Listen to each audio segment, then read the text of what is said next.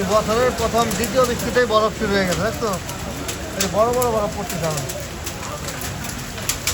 এই যে একটা একটা একটা বরফ পড়ছে। দেখো, ওই যে একটা বরফ।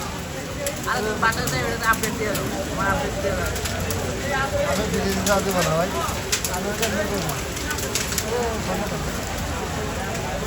বলো গাইস, বছরের প্রথম বৃষ্টিতে বরফ পড়তেছে।